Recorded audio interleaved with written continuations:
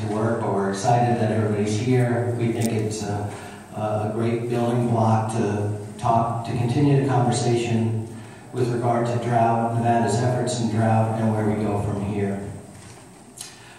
It is my distinct pleasure to introduce Governor Sandoval. I want to tell you a little bit that in all the time that I've worked with him, this issue has been front and center with him. We talked about it early out when he became chair of Western Governors, and he took this issue on there.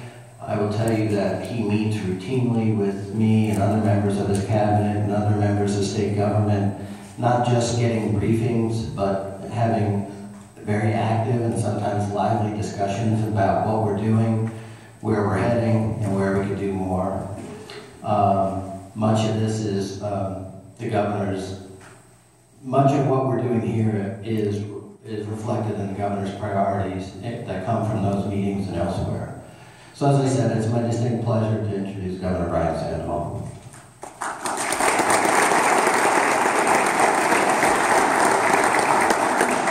Thank you, Leo, and good morning, everyone. Really pleased and excited about the turnout today, and it's almost as good as the state of the state. I mean, it really is a moment for all of us.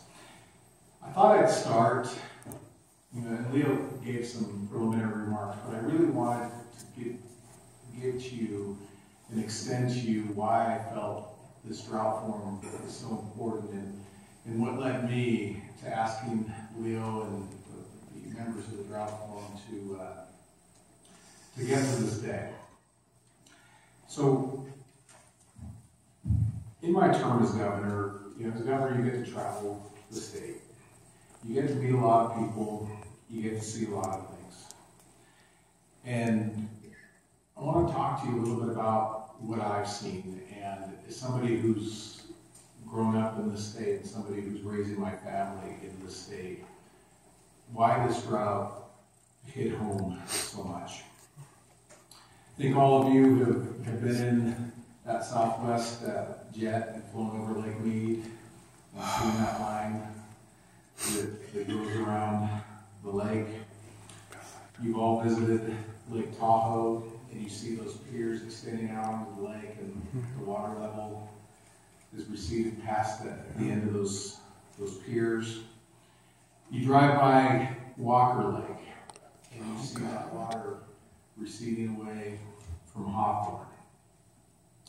You look at Pyramid Lake, and at the Nevada State Museum not long ago, there was an exhibit on John Fremont, and he had done a sketch of the time that they had visited Pyramid Lake, and you could see where the water was then, and if you've been to Pyramid Lake and seen where it is now.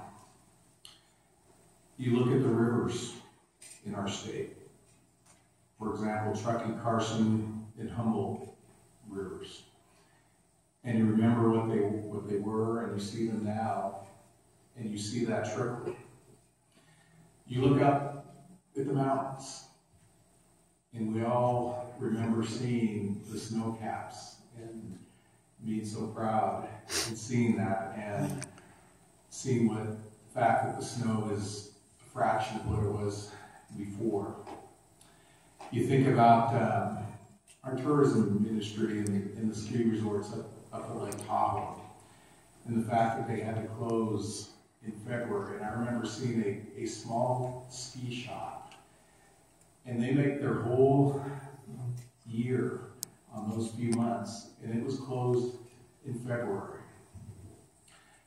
And traveling through central Nevada and speaking with the farmers and the ranchers, and listening to them as they talk about their hope for that next big snowstorm or that next big rainstorm, but in the meantime watching their available water reduced to record lows.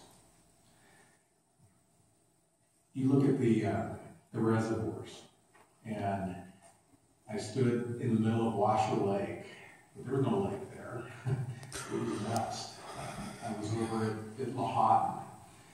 And you look at the boat ramp, and the water's at least 100 yards away from the end of the boat ramp. And that was months ago. I just stopped over at Rye Patch outside of Lovelock, and I was horrified to see how little water was out there. Then I'll move to the wildfires. And, you know, and I don't want to jinx anything because we've had a pretty fortunate year. In fact, I think there's a story in the Gazette Journal today about that, or over the weekend. But because it's so dry, how terrible some of these wildfires have been, and seeing the men and women, those firefighters out there fighting in the most extreme conditions, but they became extreme because of how dry it was out there. I've looked and seen and listened with regard to our wildlife habitat and how that's been affected and destroyed, and then the invasive weeds and plants that come in their place. I've also seen, and it really is a point of pride for me, what I like to call the Nevada family, come together statewide to do everything they can to conserve water, with the hope that maybe this next winter will be the one that gets us back. And I don't know, probably you're like me. I look at the weather forecast now every day with the 7-day forecast and what the forecast is the future, you know, with regard to the future. And you know, Leo mentioned these drought meetings that I have monthly with staff, and you know, I don't know what an El Nino is, and I don't know what a weather blob is, but I do know that I hope that it's going to bring us a lot of snow and rain in the very near future. So, ladies and gentlemen, I'm not here today to frighten anyone. I just wanted to share with you my own experiences and what brought me to declare this drought forum, and also to declare Drought as my chairman's initiative as the chairman of the Western Governors Association. And we did that for the Western Governors, and it was very successful. And I thought, why shouldn't we have our own Nevada Drought Forum and our own Nevada Summit?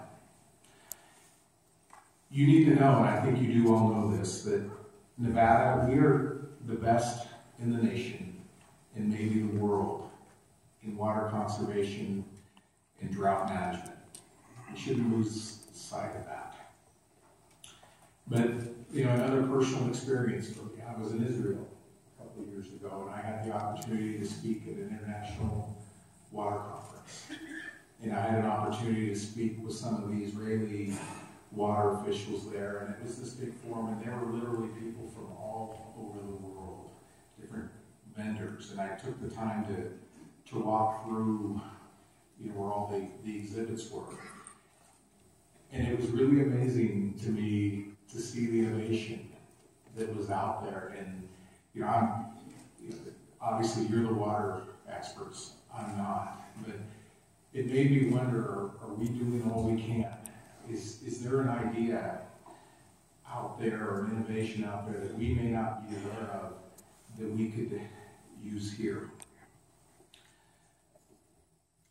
So I wanted to also hopefully bring together that expertise from not only through Nevada, not only through our nation, but throughout the world. So now in my discussions, I've come to the conclusion that the Westerners are experts in innovating in response to water supply variability. But as I said, it's imperative for us to constantly share those ideas. You know, what are the different states doing? What are the different countries doing with regard to drought response? We will continue to thrive, even with the threat of drought, so long as we work together and make use of the water that we have. So now it's time to bring this regional discussion home and focus on Nevada. So in order to start the dialogue within the Silver State, I issued an executive order in April of this year, setting in motion the activities that have led us to this day. I mentioned the principles of the Drought Forum. They're a small group tasked with a massive responsibility, which is to reach out and work together with the interested parties throughout Nevada. Already, as you know, the forum has had 3 lengthy public meetings to gather information from a broad range of industry sectors and the interested stakeholders. The forum is scheduled yet to hold another meeting next week right here in Carson City, all looking toward the goal of delivering recommendations to me by the end of the year. So why, as you sit here, why a 3-day drought summit? As we learned from the Western Governors Initiative, one of the most important aspects of successfully addressing drought conditions is to communicate well across all sectors so that we can work together to make the best use of the water available to us. And where can this be more important than right here in Nevada, the driest nation, or the driest state in the nation? So, I don't know if you're all friends or not, but I'm going to make you work together and talk together and encourage you to invest and share an understanding of current conditions and predictions. I want you to talk about the history and the law and the use of water across Nevada, be it groundwater or key river systems. To debate, it's okay to disagree, but to debate challenges, debate barriers, perspectives, and proposals for a wide variety of people of our state and industries. Because it's from this debate that we'll have a shared understanding and knowledge that we can all identify and put forward the kind of practices and policies that should be considered in response to drought both now and in the future.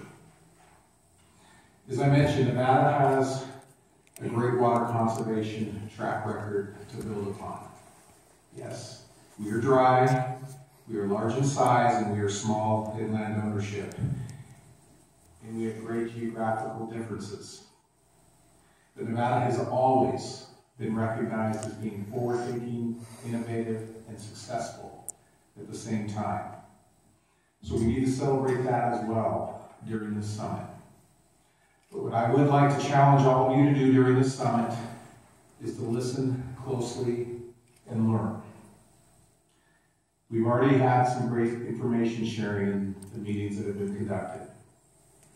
Individuals have already remarked about learning facts that they did not know and ideas that they would consider incorporating in future plans. And with this summit, it's my plan that you'll continue to do this. I know that none of you are afraid to put forward your own ideas and your opinions. That it's from that will be born the best solutions. I do like to hear about our success stories, but I also want to hear where we need to work. Each of us is going to be able to bring that forward. I know I'm not afraid of criticism, and nor should anyone else here if there's something better that we can do. We all know that a single strong winter will not fully alleviate drought threats or allow us to ignore our responsibility to identify and investigate opportunities for drought response. I've already been told, be careful what you wish for. Maybe we'll have a huge winter, and that would be a good problem to have. But even if we do, that's not going to solve this.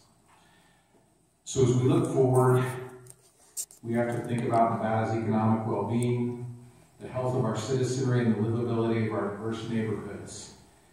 That's what demands the full attention of this forum. We need concrete proposals for future action. And already there have been some good ideas that have been brought forward for consideration. Greater storage capacity, changes to Nevada law, additional reuse efforts, and overcoming homeowner association restrictions. From the evaluation of existing tools and programs for gaps in effectiveness to identifying triggers and corresponding emergency measures that can be put in place.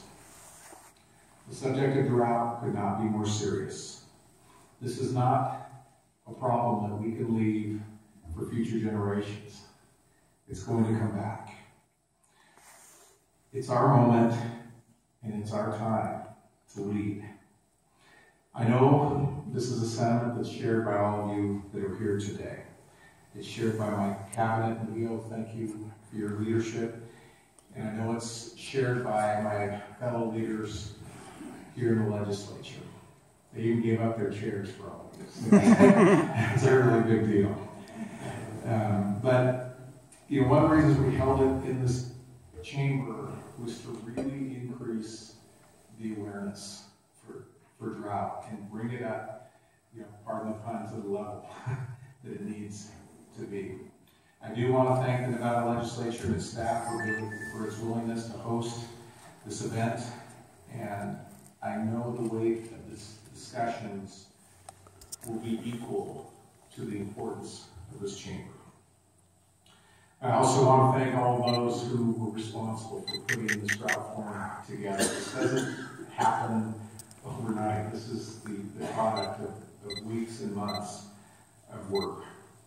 And finally, I want to thank each and every one of you for making it a priority to be here for this important moment in time in our state's history.